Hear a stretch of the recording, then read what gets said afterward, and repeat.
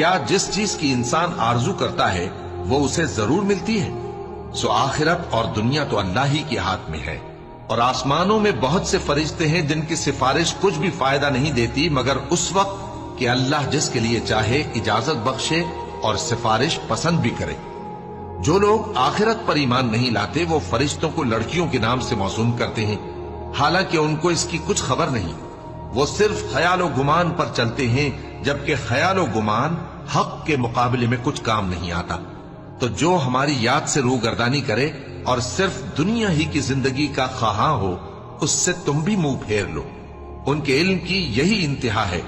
تمہارا پروردگار اس کو بھی خوب جانتا ہے جو اس کے رستے سے بھٹک گیا، اور اس سے بھی خوب واقف ہے جو رستے پر چلا۔ اور جو کچھ آسمانوں میں ہے اور جو کچھ زمین میں ہے سب اللہ ہی کا ہے، اور اس نے خلقت کو اس لیے پیدا کیا ہے کہ جن لوگوں نے برے کام کیے ان کو ان کے اعمال کا بدلہ دے۔